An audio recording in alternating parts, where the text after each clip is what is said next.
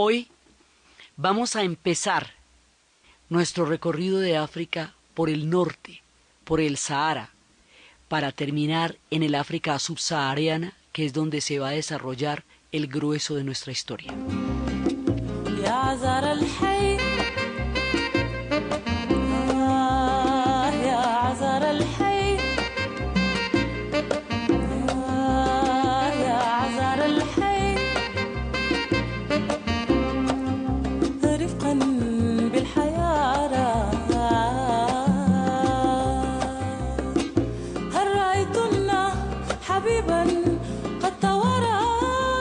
Bueno, cuando nosotros decimos que hay una África subsahariana y que esa es el África negra y que ahí se va a centrar nuestra historia, nos toca empezar por describir qué es el Sahara, porque no se puede entender el África subsahariana sin ese inmenso bloque geográfico que es el desierto del Sahara y que es fuente de una inmensa cantidad de civilizaciones y que es por donde entró el Islam, que sería quien en últimas cohesionaría culturalmente la increíble diversidad de pueblos que habitaban en esa zona desde hace milenios.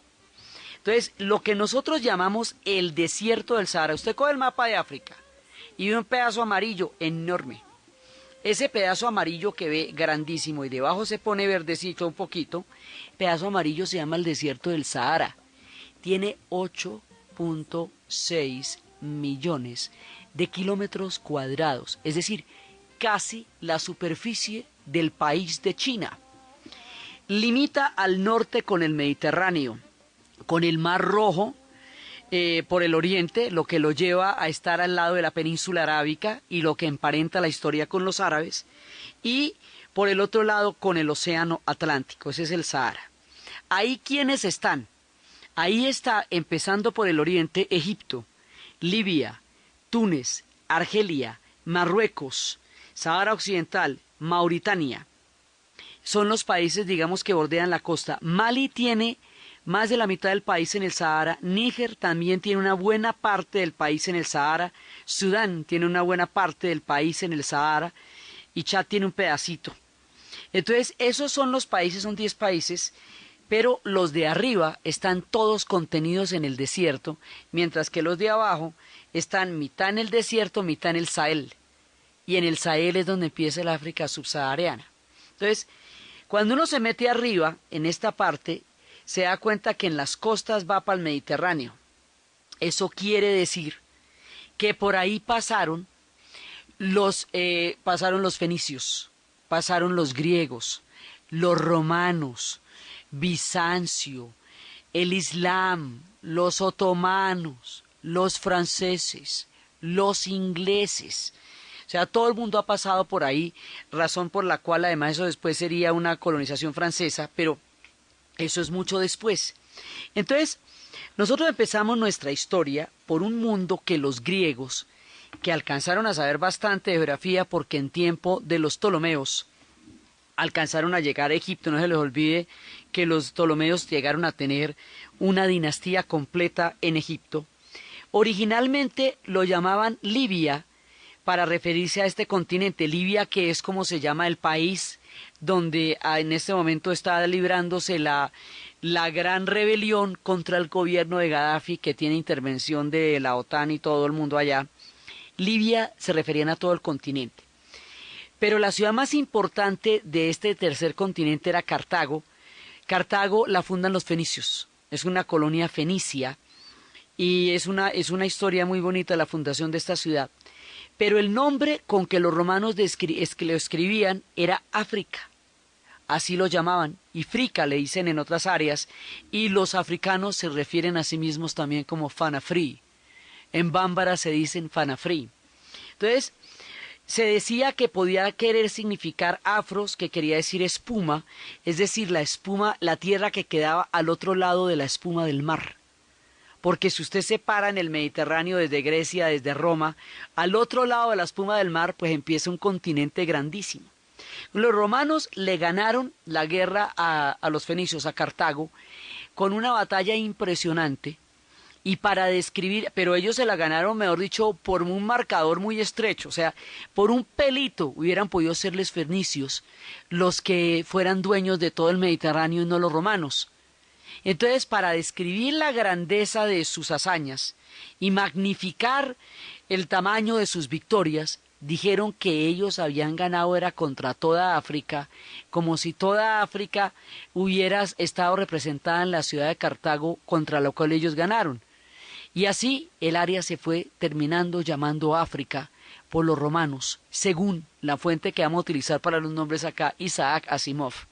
Entonces, resulta que Cartago, que es la ciudad en el país que hoy se llama Túnez, esa era la ciudad más importante en un comienzo porque era la fundación de los fenicios. La leyenda dice que Dido, una chica preciosa, de la cual se enamoró Eneas, el que habría de fundar Roma. Eneas se enamoró de Dido, a Dido le habían dicho, ella era la hija de un gran rey, y le habían dicho que ella tenía derecho a una ciudad.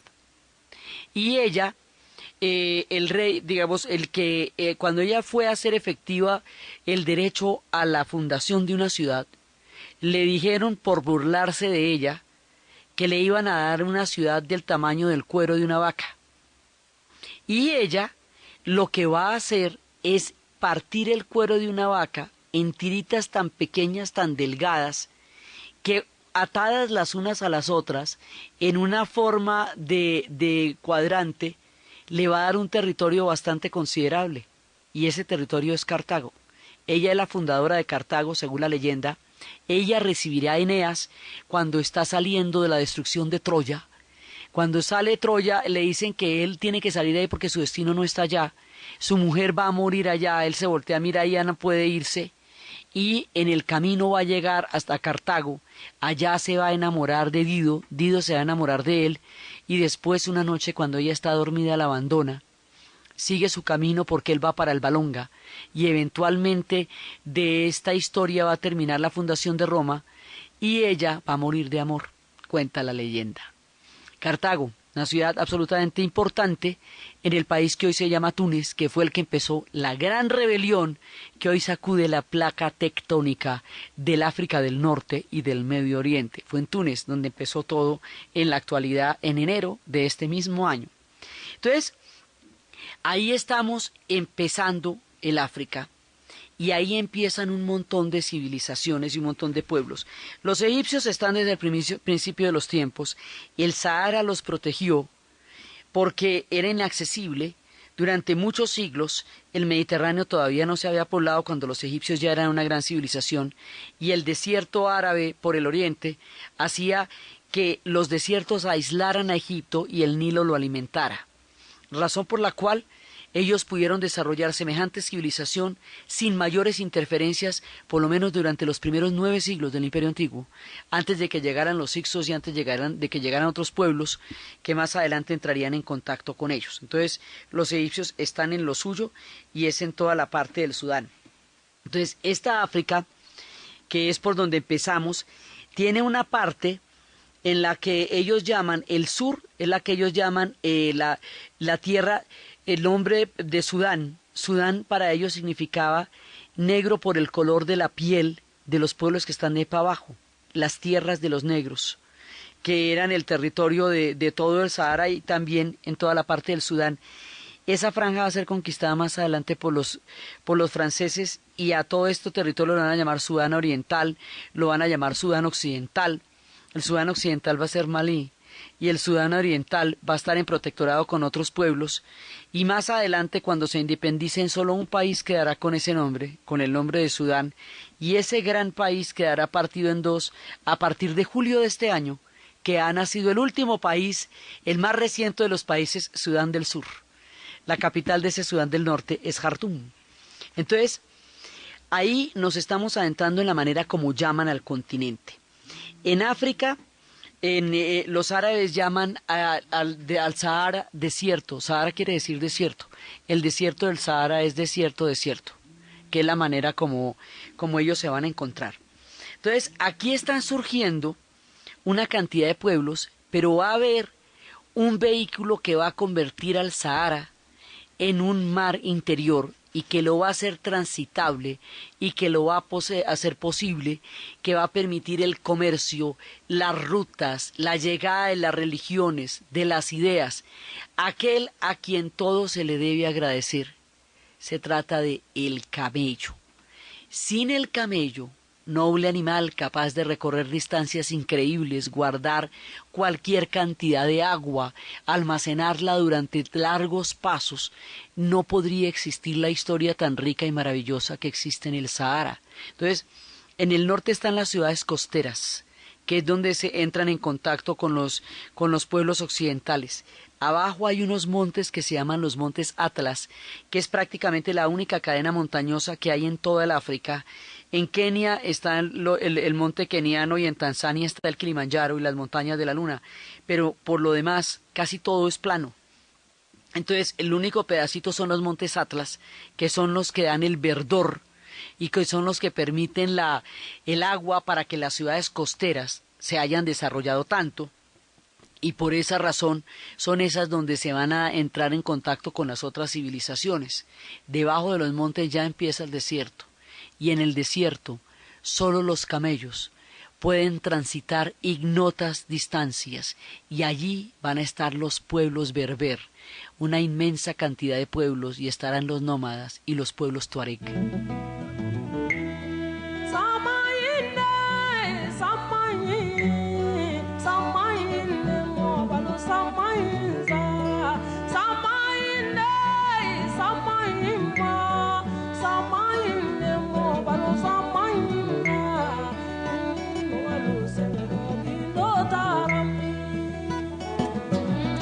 Muchos pueblos estarán en las orillas de este continente, como hemos dicho. Muchísimos pueblos, desde los fenicios, desde los griegos, desde los romanos, mucha gente. Pero los que realmente van a empezar la definición histórica, la cohesión, lo que realmente le va a dar la identidad a este pueblo va a ser el Islam como civilización. O sea, existen desde las épocas del Imperio Romano, hay enclaves romanos importantísimos allá, sobre todo en Libia, en el país del que es un pesar, esos países son divinos, divinos, divinos, y tienen las huellas del paso, las civilizaciones y del tiempo, y ahorita están en un conflicto grave cuando son verdaderos testimonios de grandes pueblos y de grandes civilizaciones. Entonces va a llegar el Islam. ¿Por dónde va a llegar el Islam? El Islam va a llegar por el monte Sinaí. O sea, si usted se sitúa en Egipto, Egipto está pegado por el Sinaí al mundo árabe, al mundo de Siria, Líbano, Jordania, y de ahí para adelante se va entrando en todo el mundo árabe, pero además está la península de la Arabia Saudí, que va bordeando el Mar Rojo y va curvando con lo que va a ser el cuerno del África. Entonces, cuando el Islam se forma después de la muerte de Mahoma, después va a haber, como habíamos visto muchas veces, una división entre los sunitas y los chiitas. Los sunitas van a ganar porque son los que tienen administrativamente la solución más práctica, que son los 5 califas. Califa significa sucesor, y los primeros califas van a ser los omeyas, y su centro va a estar en Damasco. Más adelante va a haber una rebelión contra los omeyas, y esa dinastía será reemplazada por otra que serán los abasíes, y su centro será en Bagdad. Pero los omeyas de Damasco, que son los que desarrollan un proyecto de civilización muy grande también, tienen a un personaje que se escapa del momento en que los abasíes se van a imponer y se viene por todo el norte del África. Ese tipo se llama Abderramán. Y Abderramán va a hacer un vuelto tan grande que va a traer todo el Islam vía Egipto por todo el norte del África y va a convertir a los antiguos pueblos berber. Los griegos llamaban bárbaro a todo el que no hablaba griego. Los romanos también les parecía eso el que no hablaba latín. Entonces les decían bárbaros a los berber simplemente porque no hablaban griego. Eso no tenía que ver con el nivel de civilización que un pueblo tuviera o no. Los pueblos bereberes, que son además muchísimos, porque ahí están, entre los pueblos del desierto, entre los nómadas están los tuareg, los hombres azules, y están los tamashek, que también es una parte de los tuareg y es una lengua. Hay muchos pueblos ahí, muchos pueblos nómadas. Estos pueblos van a entrar en contacto con el Islam, que a través de las caravanas de camellos, a través de la ruta de la Arabia Feliz, que venía la península arábica, luego atravesaban la península arábica, entraban en el Cuerno del África y ahí entraban la ruta de los inciensos, y entraba la ruta de la seda, también entraba por el norte de África una parte de la ruta de la seda. Entonces, las rutas que vienen de Oriente, todo el comercio de Oriente, va a entrar a estos pueblos a través de los camellos, por la vía de Egipto, y esa entrada que va a darse por ahí va a traer, entre otras muchas cosas, la civilización islámica. Entonces todos los pueblos berber se van a convertir al Islam, y a esto los vamos a llamar almorávides, los berber islamizados. Y estos nos van a llegar hasta el norte de Marruecos, y por Marruecos van a atravesar Gibraltar y Tarifa, que son dos nombres de dos generales berber, y van a llegar a España. Y van a llegar hasta España y van a fundar el Califato de Córdoba, que será uno de los grandes centros de civilización de los que la humanidad no se imagina el esplendor que eso llegó a tener. Entonces, por aquí viene la religión del libro, y viene una gran cantidad de saberes, conocimientos, bibliotecas, productos, oro, seda, la sal, cualquier cantidad de cosas van a pasar por las rutas de los camelleros del Sahara, creando un portento de civilización que va a definir el contenido cultural y espiritual de estos pueblos, y es por la entrada del norte que más adelante el Islam irá bajando, ya veremos cómo se estará expandiendo, y a medida que va bajando va a definir también la religiosidad de muchísimos de los pueblos del África subsahariana, porque hay mucha gente en el continente africano que es musulmana. Es un Islam con unas características muy particulares, pero la cuna de este Islam es la entrada por el norte del África, que es la manera como se va imponiendo. Y así se va forjando la identidad histórica que por la vía de los árabes va a hacer que en el futuro finalmente la gente del África del Norte se identifique mucho más como árabe que como africana propiamente dicha. O sea, la gente de Argelia, la gente de Túnez, la gente de Marruecos, la gente egipcia se sienten árabes, por la influencia tan grande que van a tener de la era de los almorávides en adelante y de los pueblos que a través de ellos llegaron, pero ellos también son África, son el norte de África. Lo que pasa es que tienen una identidad mucho más ligada al mundo árabe y se mueven más en consonancia con los movimientos del mundo árabe que con los movimientos del África profunda, pero la influencian y quedan también dentro del mismo continente.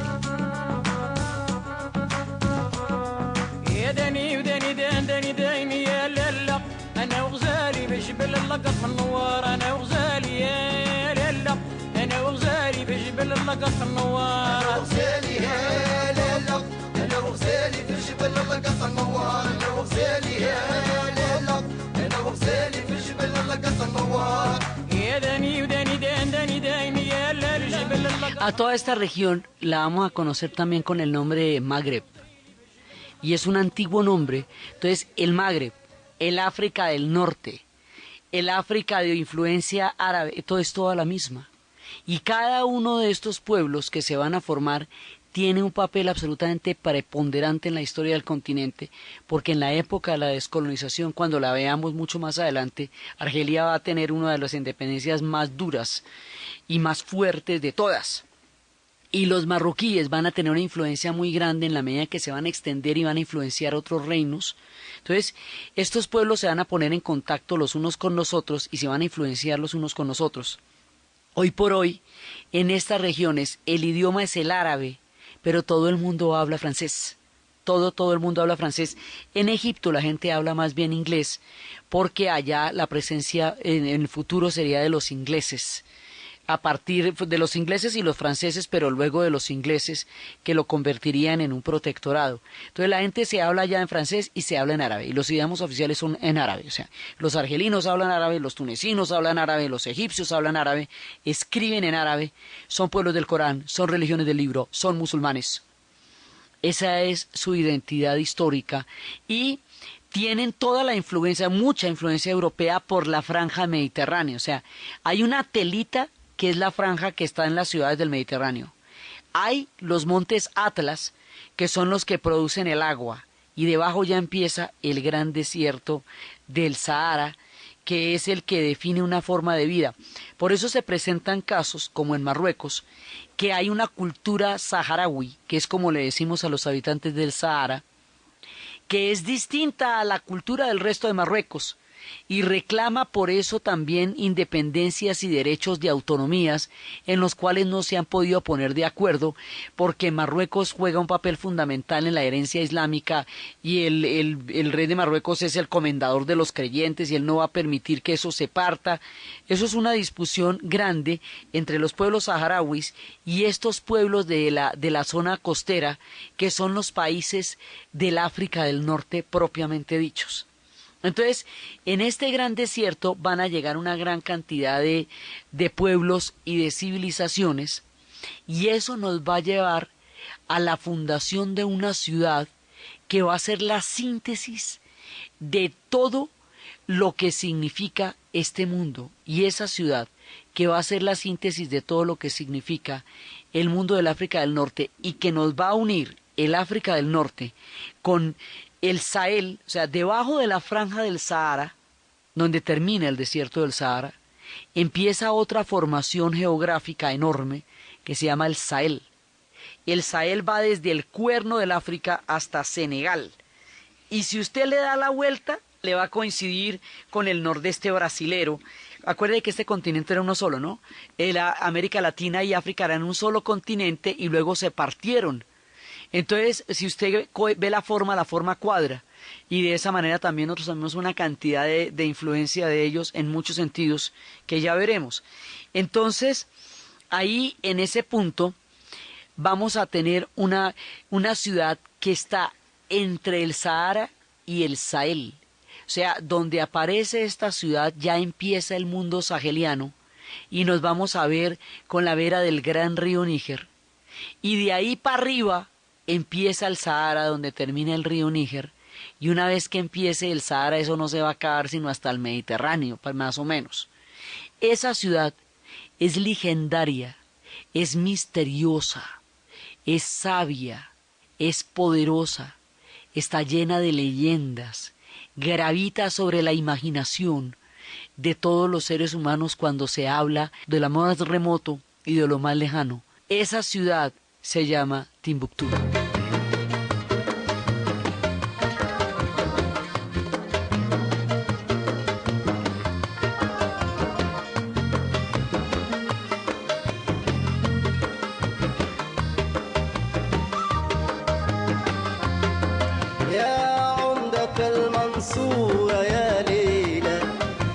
Esta ciudad se funda alrededor del año 1100 después de Cristo o siglo V después de la Égira. Acuérdense que la Égira es el año 622 cuando Mahoma huye de la Meca a Medina, que se considera el año 1 de la era musulmana, y estamos en tierras del Islam. Entonces se funda en esa época en el idioma tamashek, que es un idioma, el tamashek es uno de los idiomas que hablan los pueblos saharauis. Se llama Timbuktu, ¿sí? Boctú siendo el nombre de una vieja dama, sí, es un lugar de encuentros y de puntos. Entonces, se pronuncia de muchas maneras según quien lo esté pronunciando. Para muchos para los ingleses y los árabes lo llaman Timbuktu. Los franceses lo llaman Tumbuctú.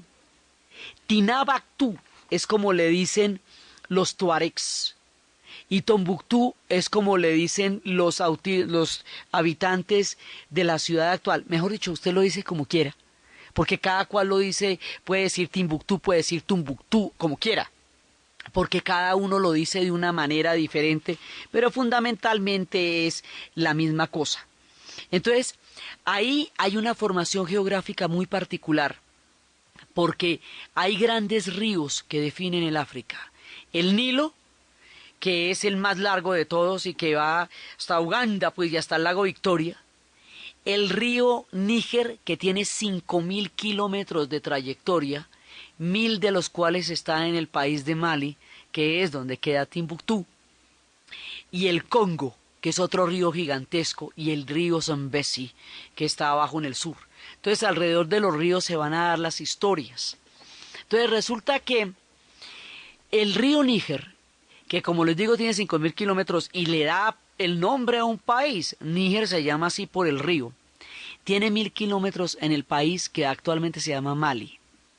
En la parte más arriba del río, cuando el río va a llegar cuando llega a su punto más alto, ahí hay una gran extensión, eso se abre ese río tanto que no hay puente para pasar allá de lo grande que es, eso es más de 45 minutos en ferry que se gasta para llegar allá. Entonces, hay un punto en que el Sahel, que es semidesértico, que tiene los árboles baobabs y que es una planicie infinita, no es la arena del Sahara, pero sí es semidesértico, es muy seco.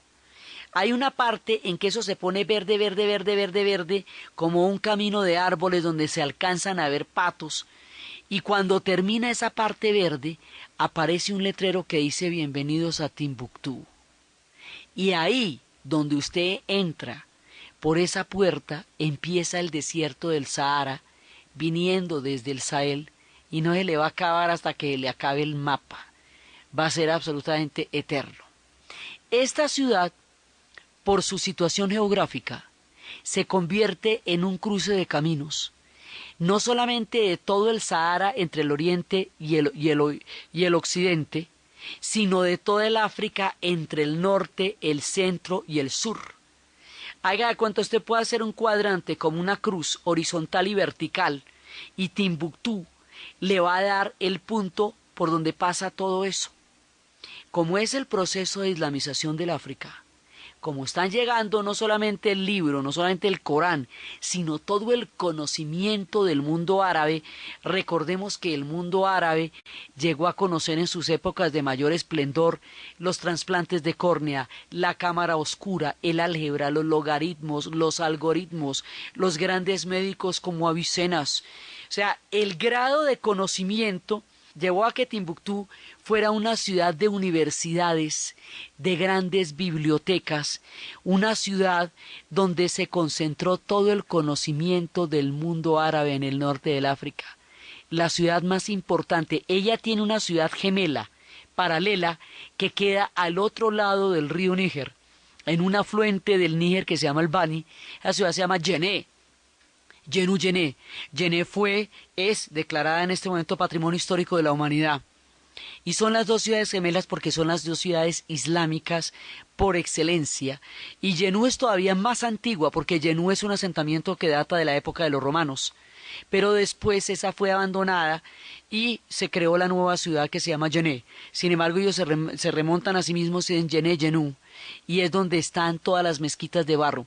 Cuando se ven los paisajes de Timbuktu y de Mali, hay una construcción arquitectónica única, que son mezquitas de barro, que tienen palos atravesados, que es la manera de sostener la formación del adobe dentro de ese clima. Como el clima es tan seco, tan increíblemente seco, pues ese tipo de construcciones se sostiene. La mayor cantidad de viviendas son de adobe, y en ese Sahel usted ve que es la manera más razonable de vivir dadas las condiciones y el clima. Por eso es que el tema del desarrollo es tan relativo, porque si usted por allá hiciera edificios horizontales y rascacielos en un clima de esos, eso no se le sostiene ahí en ese punto.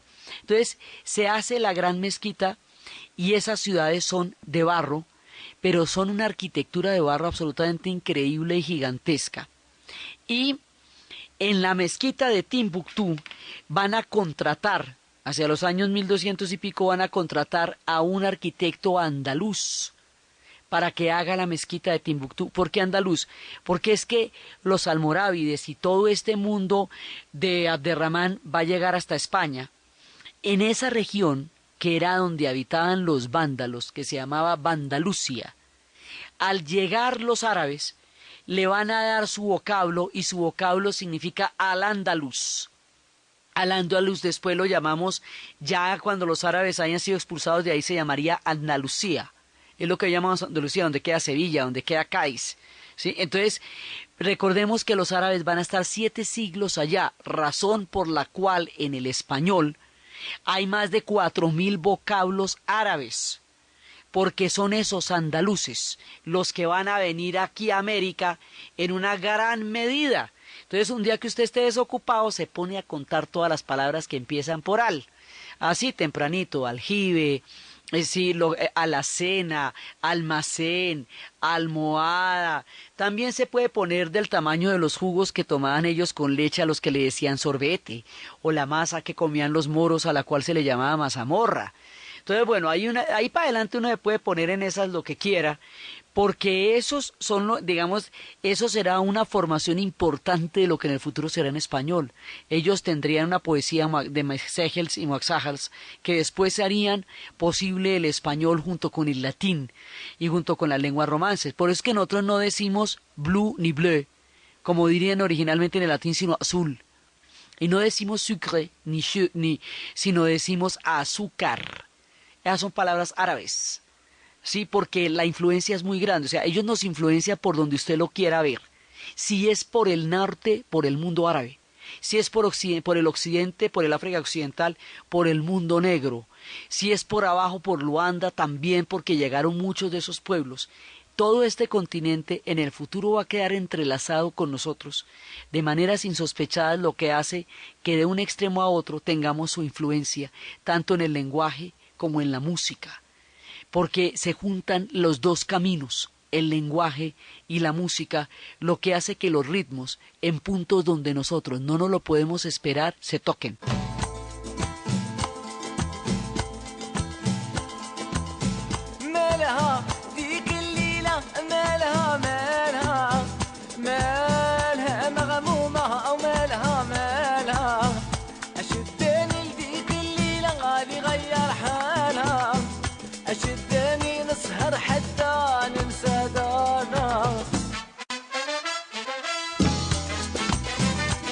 Entonces, esto se va formando una cantidad de pueblos. Ahora, hay gente que habla español, porque en el futuro va a haber repartos del Sahara, una parte va a quedar en Marruecos y otra parte va a ser el Sahara español. Entonces, el español no es un idioma extraño allá, y el vínculo con el califato de Córdoba hacía que se pudiera dar un flujo de palabras entre una zona y otra. Entonces aquí va a haber el califato del Cairo, el califato de Túnez, el califato de Fez, que es muy importante, y el califato de Córdoba. Todo eso va a ser, digamos, como el engranaje de la civilización islámica en las ciudades costeras. En la parte de abajo, en el desierto, los berberos, o sea, los almorávides también van a participar de la fe. Y ahí en la parte de abajo es donde vamos a llegar a Timbuktu, que es donde estamos uniendo los dos mundos, el mundo del África del Norte, el mundo árabe, con el mundo subsahariano, con el África negra. El África, ¿qué es lo que nos define ese límite? El río Níger.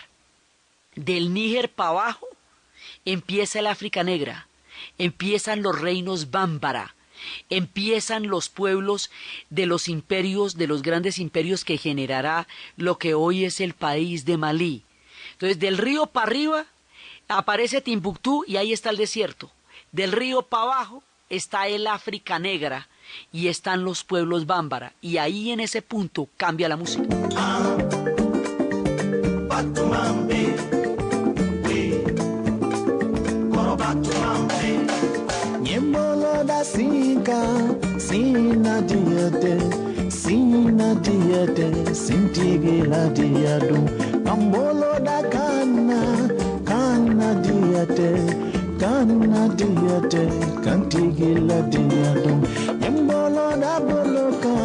Ahí nos empiezan a aparecer las balafones, las coras, nos cambian los instrumentos de las darbucas y nos cambian el tipo de tambor es totalmente diferente, porque ahí empieza el África negra. Entonces, en ese punto, la misteriosa, en Timbuktu, es donde están las fuentes de todas las civilizaciones. Actualmente quedan las universidades allá quedan las bibliotecas, los archivos con los manuscritos. Dicen los manuscritos de la ciudad de Timbuctú, dicen la sal viene del norte, el oro del sur, el dinero del país de los hombres blancos, pero las palabras de Dios, las cosas sagradas, los cuentos bonitos, solo los podemos encontrar en Timbuctú. Es un antiguo proverbio de Sidiki Nayum que cuenta las historias. Allá en Timbuctú es donde están los calígrafos. Allá está la gran mezquita. ¿Cómo era importante la mezquita de Timbuctú? Que si usted no tiene cómo llegar a la Meca alguna vez en la vida, le vale en Timbuctú por una peregrinación de ese tamaño. Así es de importante Timbuctú. Allá están las madrasas, las escuelas coránicas, donde los niños recitan los versos del Corán con sus trajes típicos azules preciosos, a la salida en los patios, a la salida de las mezquitas, a todo volumen, en una felicidad y en una alegría. Caminar por la ciudad es respirar un aire lleno de misterios. Todo el mundo habla de Timbuctú, la misteriosa, porque realmente lo que se siente allá son presencias tangibles, aunque invisibles, del paso de los tiempos y de las civilizaciones. Allá, en Timbuctú, y alrededor de ella tiene lugar, en la actualidad, en la era moderna, un festival que se llama Ezakane. Y ese festival se hizo con motivo de una paz que se logró en el año de 1991, hace 11 años, entre el mundo bámbara y el mundo tuareg. Había habido en el país que hoy se llama Mali una dictadura después de la independencia, y después de esa dictadura, durante la dictadura le habían quitado una ayuda a los tuareg le habían declarado la guerra al mundo bámbara, pues al gobierno, y cuando los malienses hicieron un gran proceso de democracia, volvieron a juntarse en armonía, y la manera como se juntaron en armonía era compartiendo una costumbre tuareg. Los tuareg se reúnen, como están dispersos por todo el desierto del Sahara, como son nómadas, como son los hombres azules, para poderse encontrar se ponen puntos de reunión. Esos puntos de reunión son lugares de comercio, de matrimonios, de acuerdos, de conversaciones, de artesanías, de collares de camellos, de cruces tuareg. Entonces, esta costumbre milenaria de los pueblos saharauis la comparten con el mundo bámbara en un festival donde ellos dejaron todas las armas, que se fundieron, y se creó un concierto, una orquesta, un gran festival de músicos del mundo bámbara y del mundo tuareg. Y ellos se van alternando. Con el tiempo este festival se volvió un festival internacional de una talla increíble, y todos los años, entre el 2, 3, 4 de enero o 5, 6, las primeras semanas de enero, se hace este festival y gente de todas partes de la tierra van. Entonces la mayoría de las personas que son turistas o que vienen del mundo bámbara vienen en 4x4, que es por donde se puede andar en los caminos de la actualidad. Pero una vez que se llega allá, se ve sobre la cresta de las dunas los camellos de los tuareg que han atravesado todo el Sahara para llegar al festival, y que van coronando al atardecer con sus rostros forrados de esas telas azules sobre los camellos, llenos de las borlas y de los tejidos que los adornan y que los hacen tan bellos, lo que son los soles que se van ocultando en el Sahara. Las temperaturas durante el día pueden llegar a 40 grados y a veces a 50. Las temperaturas durante la noche bajan de 0 grados y la arena se mete fría por entre los pies. Son temperaturas extremas que la música calienta con su increíble contenido. Y es allá, en ese festival, donde se juntan los dos mundos y donde unos y otros tienen la oportunidad de reconocerse y nosotros la posibilidad de ver el encuentro de mundos tan antiguos y milenarios. Las historias de la ciudad de Timbuctú, los primeros imperios, el mundo de Mali, el mundo de Songhai, el imperio de Ghana, cómo los Songhai van a ser los que le den el punto máximo de esplendor a Timbuktu, las características de esta ciudad, el foco de civilización que eso significa y los tesoros que aún están guardados allá y la entrada al África Negra a través de la leyenda y a través de las bibliotecas y a través de la fe de las religiones del libro es lo que vamos a ver en el siguiente programa. Entonces, desde los espacios infinitos de las dunas del Sahara, desde los montes Atlas, desde el Mediterráneo, la llegada de los antiguos pueblos fenicios, el camello que convierte al Sahara en un mar interior, las caravanas de la sal, las rutas de la seda, de las especies de la Arabia Feliz, los pasos de los libros, de los documentos, de las civilizaciones, las grandes universidades en la misteriosa Timbuktu, los tratados de medicina, los vocablos de nuestro idioma, las infinitas y extremas temperaturas entre el calor y el frío, los paisajes de las dunas que a veces pueden llegar hasta 650 metros de altura en algunas regiones de Argelia, el viento del Sahara que sopla y nos va a llevar hasta el Sahel, donde se encuentra el tesoro del África Negra, en la narración de Ana Uribe, en la producción Jessy Rodríguez, y para ustedes, feliz fin de semana.